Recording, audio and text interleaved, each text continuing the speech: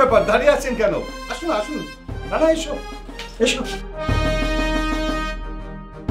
তাহলে আপনারা বসুন, রেস্ট করুন, আমি মেয়েকে ডেকে নিয়ে আসছি। রাইসা, রাইসা। ও আচ্ছা, বসুন আপনারা, আসছেন। সুন্দর ঘর বাড়ি, এই বাড়ি জামাই হবি, কি যে খুশি লাগতেছে আমার। মা বসো। এই কারা তোমরা? ঘরের মধ্যে ঢুকলে কি করে? আবার সোফায় বসতে চাই ছোট লোকের বাচ্চারা। বের হয়ে যাবে, এখন বের হয়ে যাবেন। মানে কত স্পর্ধা, আপনি আমার সোফায় বসতে আছেন। কে নিচ্ছে, কে রেখেছে? যান না মানে কোনো কথা না, জাস্ট বের হয়ে যান। এই মমতা, রাইসা কি করছো? ওদেরকে তো আমি ডেকে নিয়ে এনেছি। তুমি এনেছো মানে? তুমি এনেছো ভালো কথা, বাসার মধ্যে কেন এনেছো? রাইসা! বাবা তুমি চুপ করো। এসব ফকির মিসকিনদের ঘরে ঢোকানোর কি দরকার ছিল? বাইরে থেকে টাকা দিয়ে বিদায় করে দিতে পারতে। রাইসা তো ঠিকই বলেছে, এসব নোংরা লোকজন তুমি বাসায় কেন নিয়ে আসছো? মমতা প্লিজ, প্লিজ তুমি চুপ করো। ওনারা নোংরা লোক না, ওনারা আমাদের ভবিষ্যতের আত্মার আত্মীয় হতে যাচ্ছে। ও মাই গড, কি বলছো তুমি? এই বস্তির ছেলেটা আমাদের আত্মীয় হবে কি করে? হ্যাঁ, এই যে এই ছেলেটাকে দেখছো, ওর নাম রানা। এই রানার সাথেই আমি আমার একমাত্র মেয়ে রাইসার বিয়ে দেব। বাবা তুমি এটা কি বললা? ওর মধ্যে একটা নোংরা গরিব ছোটলোক অশিক্ষিত ছেলেকে আমি বিয়ে করব? হ্যাঁ, তুই বিয়ে করবি। অসম্ভব, এই বিয়ে আমি কিছুতেই করব না। ছি ছি ছি ছি, তোমার রুচি এত খারাপ, এত জঘন্য। মানে তুমি আমার হাজবেন্ড, আমার মেয়ের বাবা, এটা ভাবতে আমার ঘেন্না হচ্ছে। ছি! মমতা, এত ছিছি করার দরকার নেই। তুমি তো জানো যে আমার একমাত্র মেয়ে রাইসার জন্য আমি অনেক ব্যবসায়ী, ডক্টর, ইঞ্জিনিয়ার, ব্যারিস্টারকে খুঁজেছি। আমি অনেক টাকা পয়সাওয়ালা ছেলেও পেয়েছি, হ্যান্ডসাম ছেলে পেয়েছি, কিন্তু কোনো সৎ এবং ভালো ছেলে খুঁজে পাইনি। তারপরে অনেক কষ্ট করে শেষ মুহূর্তে আমি এই যে এই রানা, ভাঙারি ব্যবসায়ী এই রানাকে খুঁজে পেয়েছি। হ্যাঁ, ওরা বস্তিতে থাকে, কিন্তু ওরা সৎ পরিবারের লোক। তাই আমি সিদ্ধান্ত নিয়েছি যে এই রানার সাথেই আমি আমার একমাত্র মেয়ে রাইসার বিয়ে দেব। তুমি কি পাগল হয়ে গেছো? অসম্ভব, এই ভাঙাড়ি মার্কা বস্তির ছেলেকে আমি কিছুতেই বিয়ে করব না। তোমার যদি প্রয়োজন হয় তার সততা ধুয়ে ধুয়ে না তুমি পানি খাও। বলছিলাম কি, আপনারা নিজেদের মধ্যে ঝামেলা করবেন না। আমি বস্তির ছেলে, বস্তিতেই ভালো আছি। আপনাদের মতো বড় লোকের মেয়ের বিয়ে করার দরকার নেই। এতই যখন বুঝো তখন বাকিটা ছেড়ে যাচ্ছ না কেন? আপনারা এমন করেন না। আই রানা, আই সুইটি, চল আমরা যাইগা, আমাকে এসব তো দরকার নেই। চলো মা। রানা, তোমরা কোথাও যাবে না, তোমরা এই বাড়িতেই থাকবে। আর আমি আমার একমাত্র মেয়েকে রানার সাথে বিয়ে দিব, এই সিদ্ধান্তটাই আমার ফাইনাল। অসম্ভব, এই বিয়ে আমি করব না, মানে করব না, করব না, করব না। মা চলো। দাঁড়াও। ওকে ফাইন, তোকে এই বিয়ে করতে হবে না, কিন্তু আমার সমস্ত সম্পত্তি আমি রানার নামে লিখে দেব। কি বললে তুমি? তোমার সম্পত্তি বস্তির ছেলে নামে লিখে দিবে? হ্যাঁ, লিখে দেব, কারণ আমি যে সিদ্ধান্ত নিয়েছি সেটা তোমরা মানছো না। কোনো সমস্যা নেই তো। হ্যাঁ, যদি তুমি রানাকে বিয়ে করতে রাজি হও, তাহলে আমি আমার সমস্ত সম্পত্তি তোমার নামে লিখে দেবো। দাদা, আমার সম্পত্তি সমস্ত আমি রানাকে লিখে দেবো, এটা আমার ফাইনাল কথা। সিদ্ধান্ত তোমাদের হাতে, তোমরা কি করবে আমাকে জানাবে।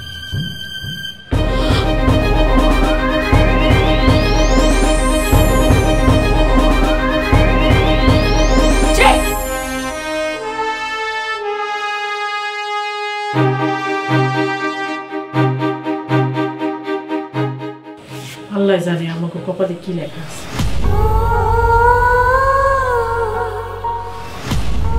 রাইসা, জি বাবা। তুই আমার মেয়ে হয়ে গত রাতে তুই এই কাজটা কিভাবে করতে পারলি? কোন কাজটা?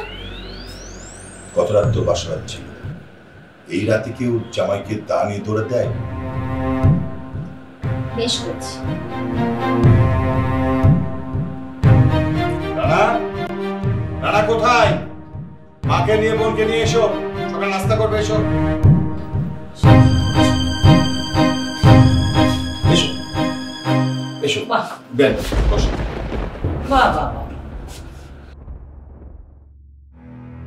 এই বস্তি ছোট লোকগুলো না টাকা মাত্র সুরসুর করে চলে আসছে খেতে। হাই, তোমরা কি কখনো এরকম দামি চেয়ার টেবিল খেয়েছো? মমতা প্লিজ চুপ করো। তুমি ওনাদেরকে এইভাবে অপমান করতে পারো না। তাছাড়া ওনারা তো এখন বস্তির বাসিন্দা নয়, ওনারা এখন আমার আত্মার আত্মীয়। তোমার রুচিতে সমস্যা, তাই এদেরকে তুমি আত্মীয় ভাবতে পারো, কিন্তু আমি এদেরকে মানি না, কখনো মানব না। চুপ করো মমতা, নইলে আমি বাধ্য হব তোমার সাথে খারাপ ব্যবহার করতে। নতুন জামাইয়ের সাথে কিভাবে ব্যবহার করতে হয় নিশ্চয়ই এটা তোমাকে শিখিয়ে দিতে হবে না। এই বস্তির ছেলেটাকে আমি কখনো জামাই হিসেবে মানবো না, মানতে পারবো না। চল মমতা, বিষয়টা কিন্তু ভালো হলো না। বেন প্লিজ বসো। হ্যাঁ এসো, এদিকে বসো, বসো বসো। আরে এসো এসো। বেন বসো প্লিজ, বসো। বাবা আমরা না পরে খেতাম। আরে বসো তো, ওদের কথায় কিছু মনে করো না। বসো। আমি আসলে বাবা আমরা দিন এনে দিন খাওয়ার মানুষ হলেও বস্তিতেই ভালো ছিলাম। আসলে আমরা এই জীবনটা চাইনি। হ বাবা, এই অপমানের সাথে কোরমা পোলাও খাওয়ানোর কোনো দরকার নাই। এটা আমার গলা দিয়া নামবো না। তার সে বস্তিতে যে লবণ পেঁয়াজ দিয়ে ভাত খাইতাম, ওইটা অনেক শান্তির আছিল। চল বাবা আমরা চলে যাই। হ্যাঁ ভাইয়া, আম্মা কিন্তু ঠিকই বলছে, ওই দুজন মানুষ না মোটেই ভালো না। জামাইবাজি, তোমাকে আমি একটা রিকোয়েস্ট করি। দেখো, তুমি অন্তত আমার দিকে তাকিয়ে একটা মাস একটু আমাদের এই বাসায় দেখবে, একটা মাসের মধ্যে সব কিছু ঠিক হয়ে যাবে। আর যদি দেখো যে একটা মাসের মধ্যে ঠিক হচ্ছে না, তখন তুমি তোমার সিদ্ধান্তটা নেবে। প্লিজ রানা, আমি তোমার বাবার মতো, তুমি আমার রিকোয়েস্টটা রাখো প্লিজ।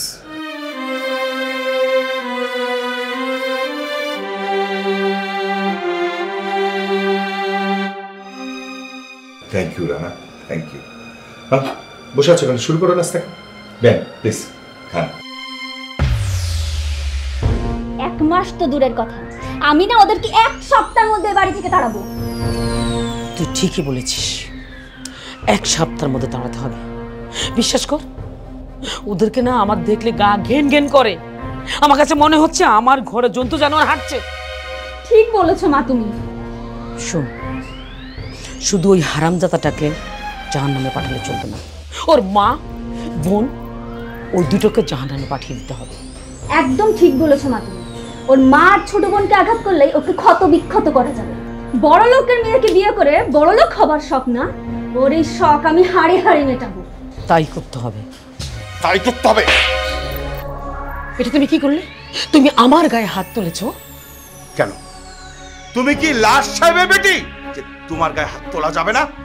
বাবা তুমি মায়ের গায়ে কেন হাত তুললে? খবরদার, একদম চুপ। তুই যদি এই বেয়াদব মহিলার পক্ষ নিয়ে কথা বলিস না, তুই একটা থাপ্পড় খাবি। রাইসার জানার দরকার নাই, কিন্তু আমি জানতে চাই তুমি আমার গালে থাপ্পড় মেরেছো কেন? এটা মেরেছি কারণ কি জানো? কারণ তুমি আমার সামনে দাঁড়িয়ে গলাবাজি করছো। আর প্রথমটা মেরেছিলাম তার কারণ জানতে চাও? তুমি আমার জামাই, তার মা, তার বোনকে নাস্তার টেবিলে অপমান করেছো, এই জন্য মেরেছিলাম। তোমাদের দুজনকে আমি একটা কথা বলে দিচ্ছি, এরপর যদি ওদের সাথে আরেকবার বেয়াদবি করার চেষ্টা করিস, তাহলে কিন্তু আবার এই থাপ্পড়ে পাহাড় বেড়ে যাবে, কথা মনে রাখিস। দেখেছিস, তোর বাবা এই ছোট লোকদের জন্য আমার গায়ে হাত তুলেছে। দেখেছি মা, তুমি চিন্তা করো না, এরপর অন্য ব্যবস্থা নিতে হবে।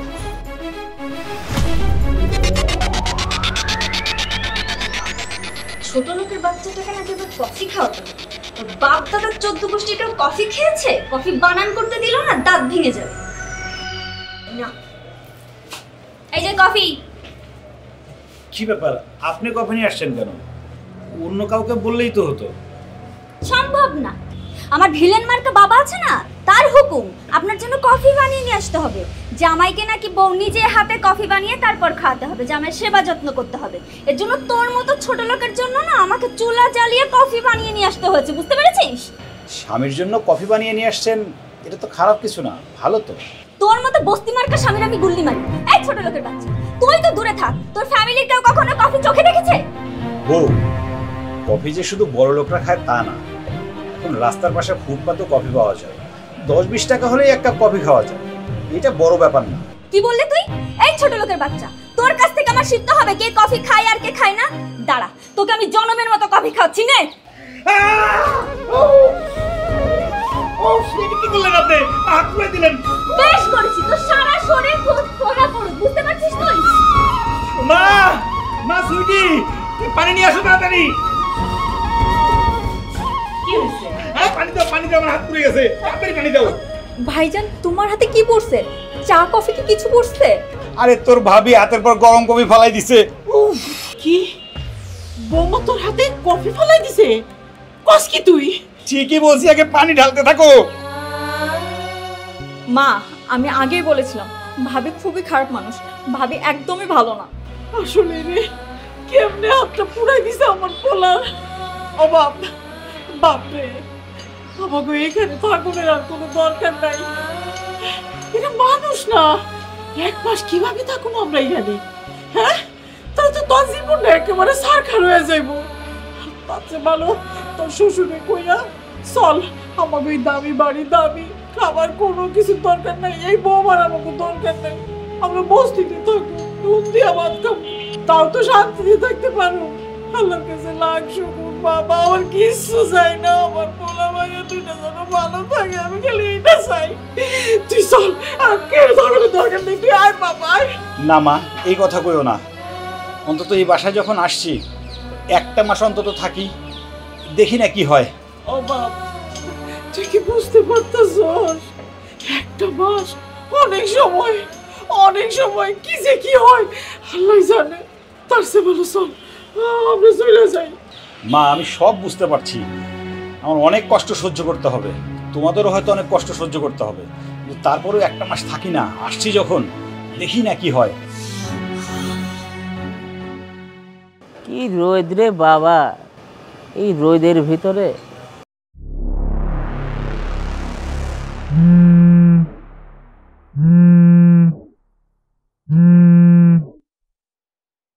হ্যাঁ আপু। শামিম শোন, বস্তির বাচ্চা ছাদের দিকে যাচ্ছে, তুই যে করে হোক প্ল্যান সাকসেস কর। প্রথমে ওর সামনে স্বর্ণের আংটিটা ফেলে সিনক্রেট করবি, যদি ও স্বর্ণের আংটিটা ধরে চোর চোর বলে সাথে সাথে চিৎকার করবি, গণধোলাই দিবি, বাকিটা আমি দেখব। কিন্তু আপু, আমি শুনেছি সে খুব সৎ মানুষ, যদি স্বর্ণের আংটি না ধরে তখন কি হবে? যে করেই হোক ওর পকেটের মধ্যে গাঞ্জা দিয়ে দিবি, তারপর বাকি খেলা আমি খেলবো। হ্যাঁ আপু, বুঝতে পারছি। এ আপু, রাখো রাখো, দুলাভাই আসছে, রাখো। ওই হারামজাদা তোর কিসের দুলা ভাই রে? তোকেও জোতা পেটা করবো, যা বলছি সেটা কর। আচ্ছা ঠিক আছে, রাখো রাখো।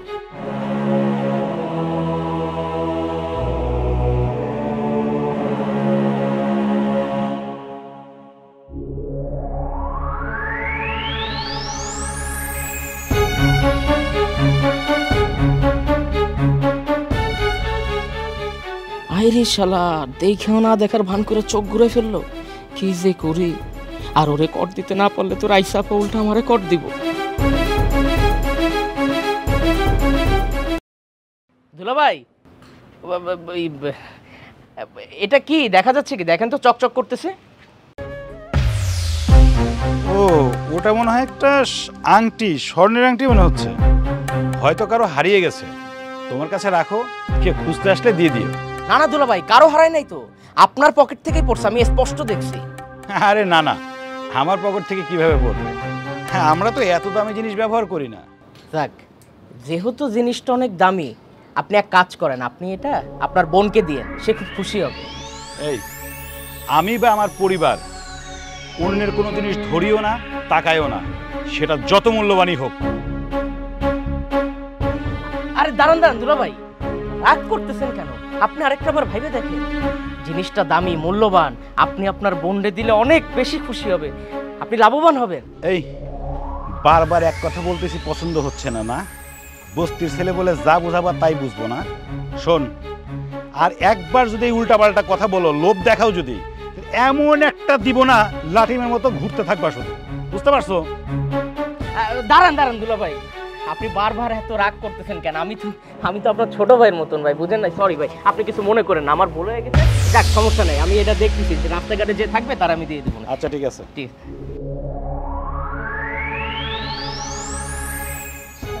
দেশি জায়গা মতন তো বেশি ভালো মানুষ হবে। ও জানে না যে দুনিয়াতে ভালো মানুষের দাম নাই। এইবার আপুরে বিষয়টা জানাই, আপুই ওর এবার জেলখানায় স্টিলের ডিম খাওয়ার ব্যবস্থা করে দেবে।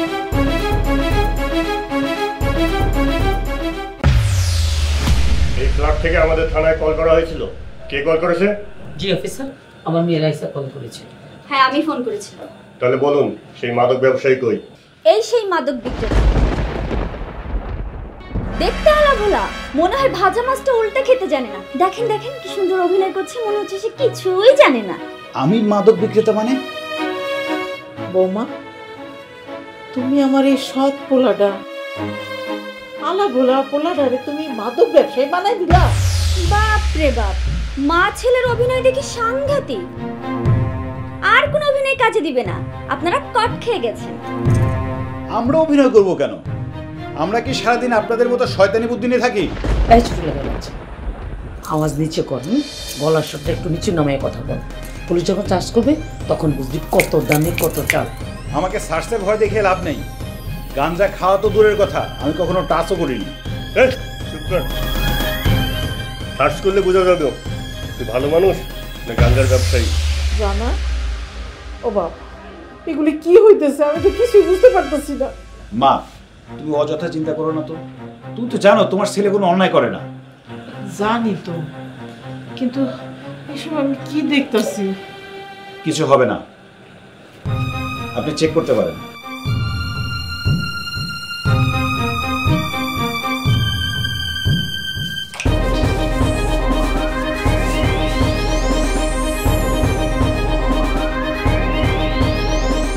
কিরে, এতক্ষণ তো খুব বড় বড় কথা কইলি, তাহলে এই যে গাঞ্জা তোর পকেটে এলো কেমনে? বিশ্বাস করেন স্যার, গাঞ্জা বেচা তো দূরের কথা, গাঞ্জা কখনো খাইও নাই। আমি তো একটা সিগারেটই খাই নাই কখনো। দেখেছেন দেখেছেন স্যার, আপনি নিজের হাতে ধরেছেন, তাও কি পরিমাণ মিথ্যা কথা বলছে। স্যার, স্যার বিশ্বাস করেন, আমার পোলা আমার কাজ করতেই পারে না। আমার মনে হয় আমার এই বৌমা কোনো ষড়যন্ত্র করছে। এই বস্তু বলে চুপ, একদম চুপ। আমার মেয়েকে নিয়ে একটা বাজে কথা বলবে না।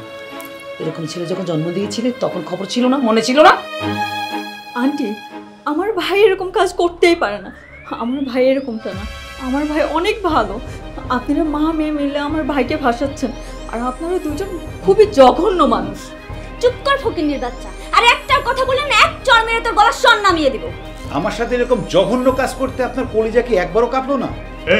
এত কথা নাই, যা আছে সব থানায় হবে কথা। আসো। স্যার স্যার স্যার স্যার, আমার ছেলেটা কিচ্ছু করে নাই। হ্যাঁ, আমার ছেলে চুপ থাকেন। ভালো পোলা দুনিয়াতে হয় না। স্যার স্যার, আমার পোলারে কই নিয়ে যাইতেছেন? Sir sir sir.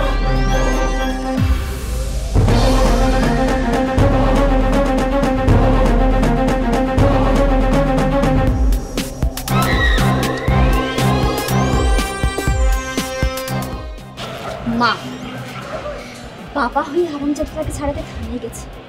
এই সুযোগে না ওদেরকে বাড়ি ছাড়া বুঝতে পেরেছি। ঠিক বলেছিস। বাহ! মানে আমার ছাদে নিজের বাড়ি ঘর দরজা মনে করে হাওয়া খাইতেছেন।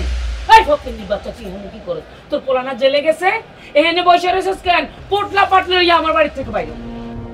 জামু, আমার পোলাই কইছে এখানে 1 মাস থাকতে। পোলাই না কওয়া পর্যন্ত আমরা কোনোখানে যাব না। এইটা তোর বাপের বাড়ি, বাপের বাড়িতে থাকবি। তাড়াতাড়ি বাইরে, নাহলে তোকে আমি মারে ফেলবো। আন্টি, আমার মার গায়ে যদি আরেকটা হাত তুলেন, ব্যাপারটা কিন্তু ভালো হবে না। আমি আপনার হাত ভেঙে ফেলবো। কি বললি তুই? এটা আপনি কি করলেন? আমার এই ছোট্ট মায়াটার গায়ে হাত তুলেন, এটা দয়া মায়া হইল না?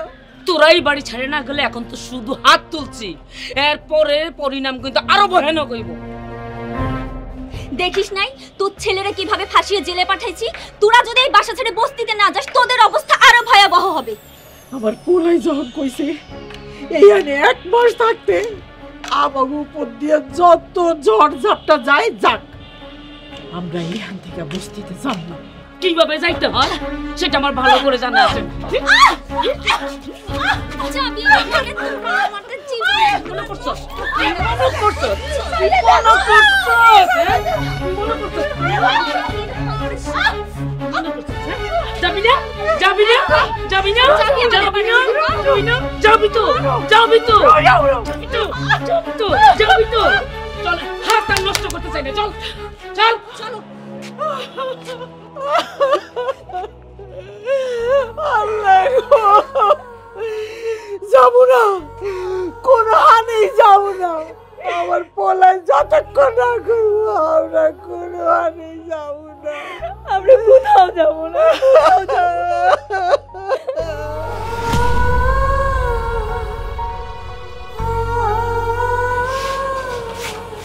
কি রে, কি হয়েছে? তুই এমন করতেছিস কেন?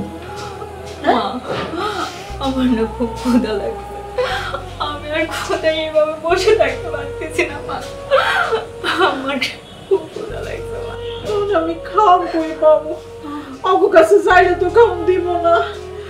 কি করবো আমি এখন? মা, আমার মাথাটা খুব ঘুরতেছে মা।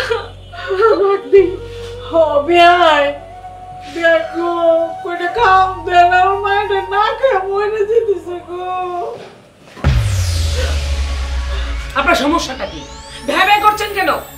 হবে দেখ না কি দেয় আমার মায়ের কেমন করতেছে, মরে যেতেছে, কইটা খাম দেন না গো মা।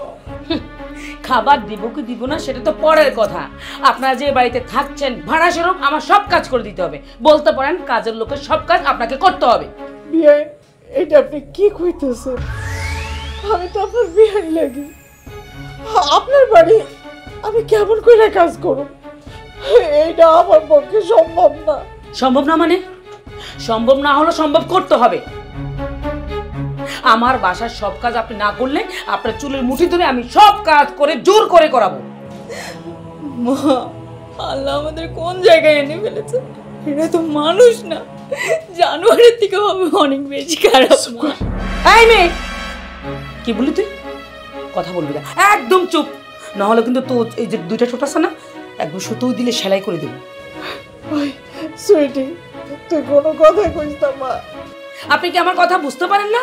আপনার কানে কথা যায় না, আপনি বুঝেন না আমি কি বলছি? জি, আমি কাম করব, আমি সব কাজ করে দিব আপনাকে। Very good. ওয়েট, এই যে ঝাড়ু, এই ঝাড়ু দে।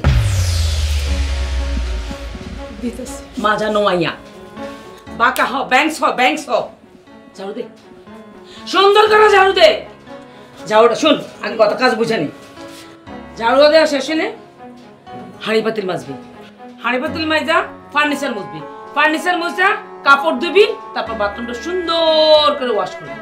বাথরুম কি আমার ধুন লাগবো? না, এটার জন্য আরেকজন আসবো, রাজ সাহেবের বেটি। যদি কাজ না শুনিস, না করিস, এর চেয়ে খারাপ কিছু করবো তোর মা মেয়েকে দিয়ে। আপনার খারাপ কিছু করার লাগবে না আমাকে দিয়া, আমি কাম করতেছি, আমি কাম করে আমার মায়ের 2টা বাদ দেন। কাজ কর, কাজ কর, কাজ কর করতেছি। সুন্দর করে।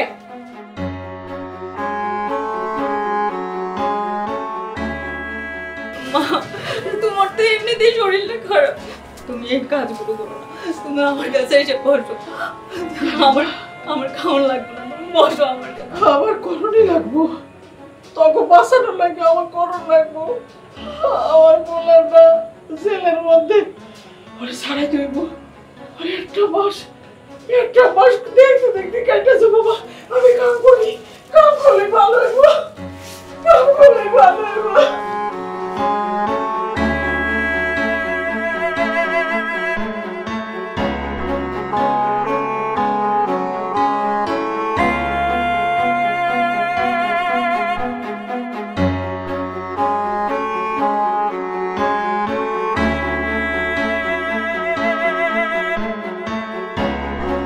এসো।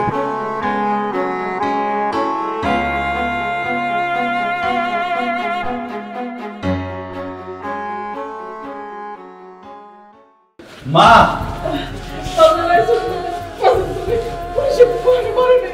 না মা, আমার কিচ্ছু হয়নি। পুলিশ ধরে নিয়ে যাওয়ার পরেই শ্বশুর আব্বা থানায় ফোন দিছিল, আর পুলিশও বুঝতে পারছে যে আমি আসলে একটা ষড়যন্ত্রের শিকার, একটা ডাইনি আমার বিরুদ্ধে ষড়যন্ত্র করছে।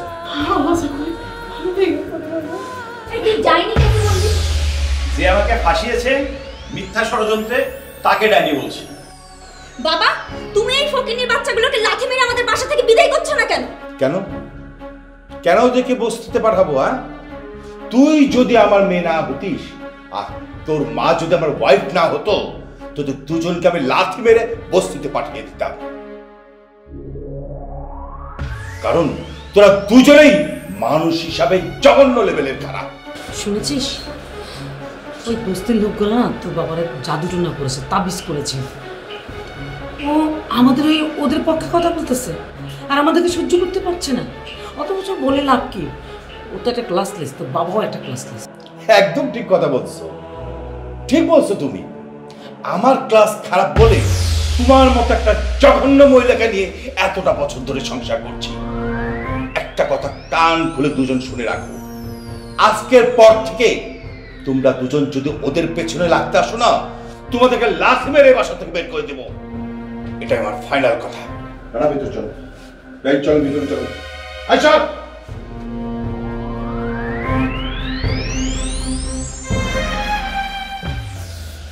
দেখেছিস তোর বাবা বস্তির ছোট লোকগুলোর সামনে আমাদেরকে অপমান করলো? দেখেছি মা, এই বস্তিগুলোর জন্য আমাদের জীবনটা জাহান্নাম হয়ে গেছে। এমন একটা ব্যবস্থা করবো ওরা বাপ বাপ করে আমাদের বাসা ছেড়ে পালাবে। কি করবো? করবো, তবে ভয়ানক কিছু।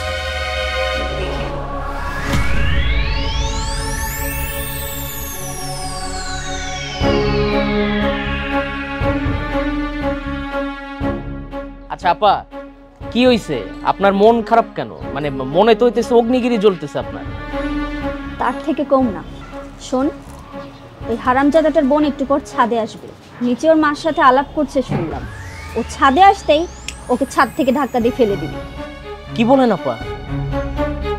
আচ্ছা, ওর বোনডে না ফেলে ওই হারামজাদারে ফেলে দিই? না, ওর বোনকেই ফেলতে হবে। কিন্তু আপা, ওর বোনটা তো নিষ্পাপ একটা মেয়ে, আকাম যা করছে করছে তো ওই হারামজাদা। আমি খুব ভালো করেই বুঝে গেছি, ওর উপর আমি যত অত্যাচারই করি না কেন ওর গায়ে লাগবে না। তার চেয়ে বরং আমি ওর বোনের ওপর অত্যাচার করে ওকে ক্ষত বিক্ষত করে দেব। আচ্ছা ঠিক আছে, কিন্তু আমার কিন্তু এবার 50,000 টাকা দিতে হবে। আমি খুব ভালো করেই জানি যে তুই টাকা ছাড়া কোনো কাজ করবি না, তুই তো টাকা ছাড়া কিছু বুঝিসই না। এজন্য আমি টাকা সাথে নিয়ে আসছি। ধর,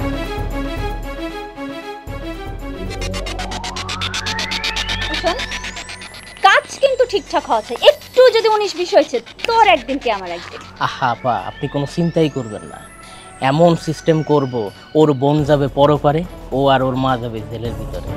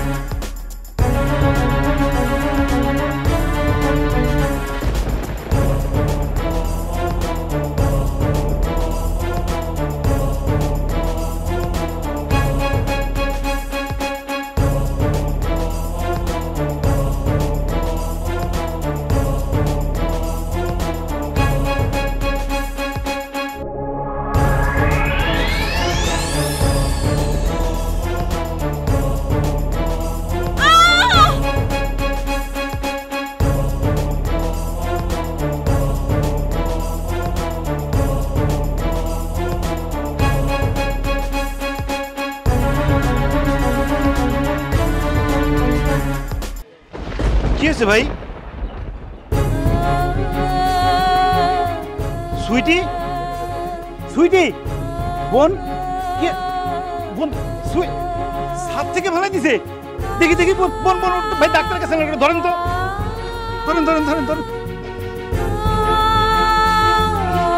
দেখি দেখি ভাই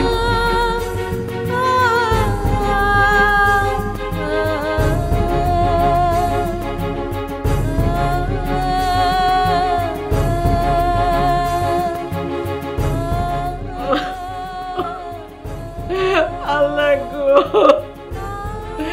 আল্লাহ, আমি এটা কি শুনলাম? আমার মেয়েটা, আমার একটা মাত্র মেয়ে, আল্লাহ তুমি এটা শোনানো আগে আমার উঠে দিলে না কেন গো আল্লাহ? আল্লাহ গো আল্লাহ, আমি তো ভাবি সহ্য করতে পারতাছি না আল্লাহ। আল্লাহ গো আল্লাহ, তুমি আমার নিয়ে যাও, আমার মেয়েটারা তুমি সুস্থ করে দাও আল্লাহ। আমরা তো কোনোদিন কারো ক্ষতি করি নাই, আমরা কারো কোনো অনিষ্ট করি নাই আল্লাহ। সেই উসিলায় আমার মেয়েটারে তুমি সুস্থ করে দাও, আমার মেয়েটারে সুস্থ করে দাও।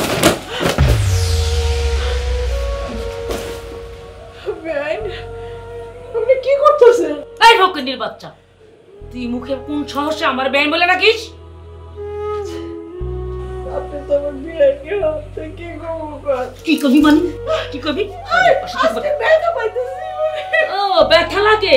এতই জন ব্যথা লাগে তাহলে পড়ে আছিস কোনে? পোটলা পাটতে নিয়ে আমার বাসা থেকে বের হয়ে যা, যা বলছি যা। আপনার কাছে আমি হাত জোড় করতেছি, আমার তাড়াইয়া দিয়েন না। কই যাবো? বস্তির পাশে তো সাইডে দিছি, এখন রাস্তায় যে কেমনে থাকুন? আমার পোলাটারে আসতে দেন, একটা মাস দেখি এমনি যাবো আমরা। জাহান্নামে যা। তুই কোথায় যাবি সেটা আমার জানার ব্যাপার আছে? যা জাহান্নামে বের হয়ে যা।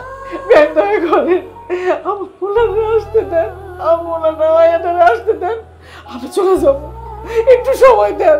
কোনো সময় নেই তোর জন্য, কোনো সময় নেই। ফকিন্নির বাচ্চা এখন বাসা থেকে বেরোবি। হ্যাঁ, তোর জন্য, তোর ছেলের জন্য আমি আমার মেয়ের জীবনটা জাহান্নাম হয়ে গেছে, বুঝছস? যা। মমতা,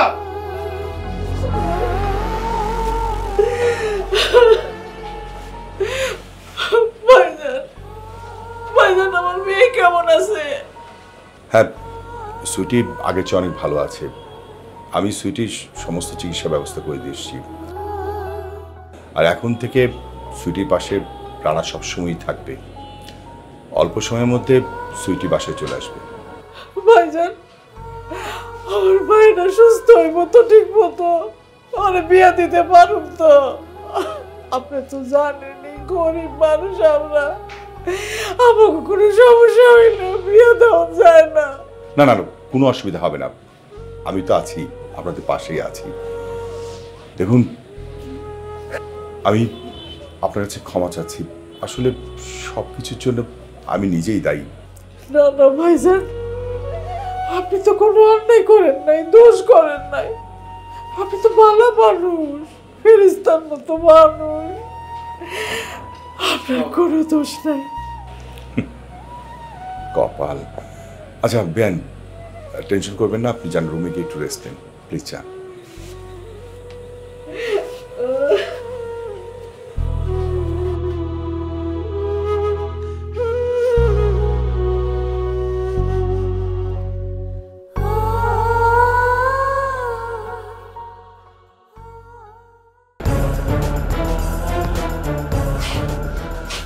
সর্বনাশ। মা, তুমি যে ওই ছোট লোকের বাচ্চাটাকে ঘাট ধাক্কা দিয়ে বের করে দিচ্ছিলে, এটা কি বাবা সচক্ষে দেখে ফেলেছে? দেখছো তো, তোর বাবা তো কোথায় কোথায় আমার গালে গালে থাপ্পড় মারে। আল্লাহ গো, আল্লাহ জানে আজকে কি হবে আমার। তোর কত বড় সাহস, তুই মুরব্বি গায়ে হাত তুলছিস, তাকে বাসা থেকে চলে যেতে বলছিস?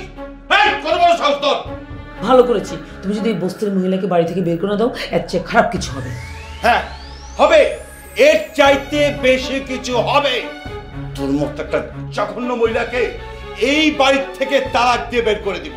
এই বস্তির মহিলার জন্য তুমি আমার সাথে এরকম করতে পারলে? হ্যাঁ পারলাম, কারণ ওনারা ভালো মানুষ, আর তুই জঘন্য লেভেলের খারাপ মানুষ।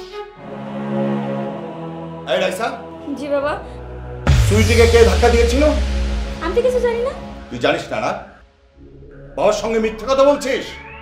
ওকে ফাইন, পুলিশ খুঁজে বের করবে কে অপরাধী, কিন্তু আমি যদি জানতে পারি তুই কোনো ক্রমে এই ঘটনার সাথে জড়িত ছিলি, তাহলে আমি ভুলে যাব তুই আমার মেয়ে। কথাটা মনে রাখবি। দেখছিস ছোট দুটো কথায় কথায় আমাদের অপমান করে। আমার গালে গালে থাপ্পড় মারে, দেখো আইসুস তোরা? আরে আমার মা, কেমন আছিস তুই? কতদিন তোরা দিন না। হ্যাঁ মা, আমার বুকে আয়। কি রে, আসিস না কেন? আর ওর চোখে চশমা কেন? হ্যাঁ কি সর? হ্যাঁ কিসে? মা, ও আপাতত চোখে দেখতে পারবে না। কি ডাক্তার বলেছে কিছুদিন পর ওর একটা বড় অপারেশন করতে হবে, তারপরে হয়তো ওর চোখে আলো ফিরে আসবে। এই মুহূর্তে চোখে কিছু দেখতে পারবে না। আমার মায়ের জীবনটা নষ্ট হয়ে গেল রে। আমি কেমনে বিয়ে দেবো, কেমনে চুপ করে নিয়া? আমার তো সব শেষ হয়ে গেল। মা, তুমি কান্নাকাটি করো না, মাথাটা ঠান্ডা করো। উপরওয়ালা চাইলে ওর চোখ ভালো হয়ে যাবে। মা মা মা মা তোমার কি হলো? মা ভাইজান, মার কি হয়েছে? মার কোনো কিছু হলে কিন্তু আমি সহ্য করতে পারবো না ভাইজান। রানা, বিয়ানি কি হয়েছে? মা বোধহয় ওর যে চোখের অন্ধ খবর শুনে বোধহয় মাথাটা ঘুরে গেছে। আমি মাকে নিয়ে ডাক্তারের কাছে যাচ্ছি। আচ্ছা চল চল চল, আমি যাবো। চল বাবা, আপনাকে যেতে হবে না, আমার বোনটাকে আপনি একটু দেখে রাখবেন, আমি মাকে নিয়ে যাচ্ছি। আচ্ছা ঠিক আছে, তাহলে নিয়ে যাও, আর কোনো সমস্যা হলে আমাকে ফোন করবি। হ্যাঁ হ্যাঁ হ্যাঁ, যান যান যান।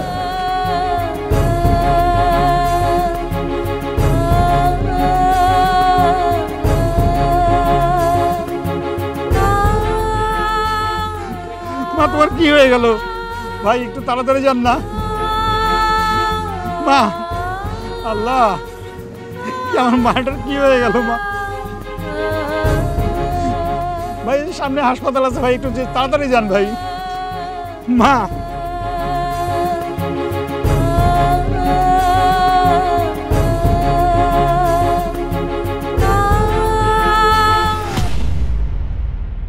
সি আশা সি, অহংকারের জন্য মানুষ যে এত খারাপ হতে পারে তোমার মতো মেয়েকে না দেখলে কেউ বিশ্বাস করবে না। টাকার অহংকারে তুমি মানুষ থেকে যে কবে অমানুষ হয়ে গেছো তার জলযন্ত্র প্রমাণ তুমি। কি হলো তোমার? হ্যাঁ, অহংকার করে তুমি কি পাইলা? পেলাম শুধু আমি। হ্যাঁ, আমার মাটা অসুস্থ হলো আর আমার বোনটা চোখ হারালো। এতে দেখে তোমার খুব আনন্দ হচ্ছে, তাই না? খুব আনন্দ পাচ্ছ।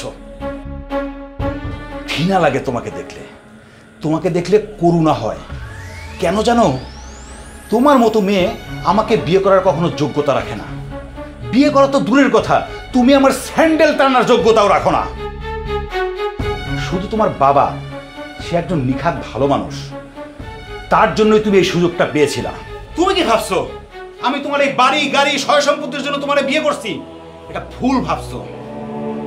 আমি শুধু তোমারে বিয়ে করছিলাম তোমার বাবার অনুরোধে।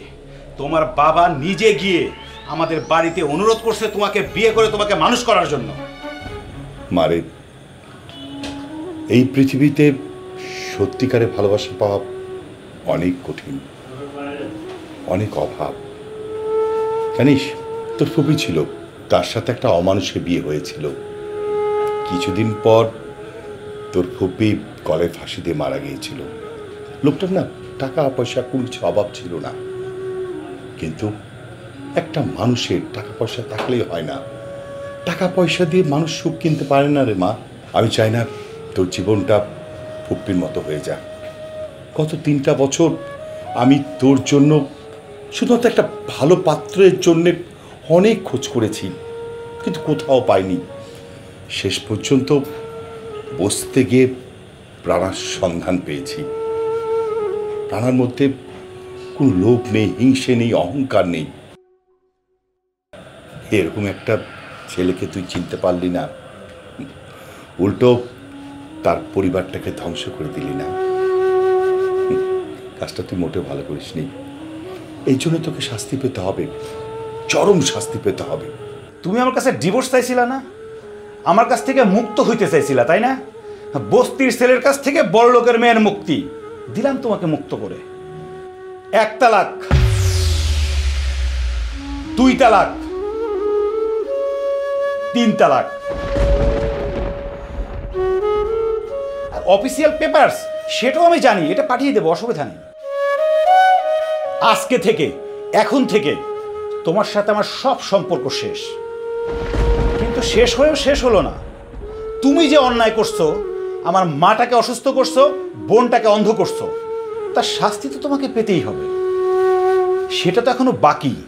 দেখো বাবা, আমার বউ আর আমার মেয়ে তোমার মা আর বোনের সাথে যেটা করেছে, সেই ক্ষতিটা আমি তোমাকে পুষিয়ে দিতে পারতাম না। তাই আমার সমস্ত সম্পত্তি আমি তোমাকে লিখে দিয়েছি। রাখুন, এই সম্পত্তি আপনার কাছেই রাখুন। যে সম্পত্তি আপনি নিজের মেয়েকে মানুষ করতে পারেন নাই, বউকে অমানুষ বানাইছেন, সেই সম্পত্তিতে আমি কি করব? আমি আমার ফ্যামিলিকে অমানুষ বানাবো? এই সম্পত্তি আমার লাগবে না। আপনি শুধু রিকোয়েস্ট করছিলেন দেখে আমি এই বাসায় আসছিলাম। আপনার কোনো কিছুরই আমার দরকার নেই। আপনাদের সবার সাথে আমার সম্পর্ক শেষ। মা চলো, বোন চলো। দাঁড়ান, এই যে মিস্টার আইসা, শামীম রিমান্ডে আপনার সকল কুকর্মের কথা সব বলে দিয়েছে। সুইটিকে ছাদ থেকে ফেলে দেওয়ার মাস্টার মাইন্ড তো আপনি। You are under arrest. চলেন, নিচে মহিলা পুলিশ আছে। বাবা তুমি আমাকে বাঁচাও, আমি অনেক বড় ভুল করে ফেলেছি, আমাকে মাফ করে দাও প্লিজ। আমি তোকে কিছুই করতে পারবো না। যদি ক্ষমা চাইতে হয় রানার কাছে চা, তার পরিবারের কাছে চা। ক্ষমা? আপনার মেয়েকে যদি মানুষ হতো তাহলে আজকে ক্ষমা চাইতে হতো না। ও তো একটা অমানুষ, ও তো বড় লোকের মেয়ে, টাকার মধ্যে ঘুমায়, তো মানুষের রক্তের দামও বোঝে না, মানুষের কষ্টও বোঝে না। ওকে ক্ষমা করার প্রশ্নই আসে না। আর ইন্সপেক্টর সাহেব, যে অন্যায় করে আর যে অন্যায়ের মদত দেয়, দুইজনই অপরাধী না? তাহলে এই মেয়ের সাথে এর মেয়ের মাও অপরাধী। আপনি ওনাকে অ্যারেস্ট করেন। দুইজনেরই শাস্তি হওয়া উচিত। একটা সন্তান খারাপ হয় তার মার জন্য। যেই সংসারে মা ভালো থাকে সেই সংসারের সন্তান অবশ্যই ভালো হয়। এই জন্য একজনের দোষে দুইজন অপরাধী। আপনার কাজ আপনি করেন। আসেন।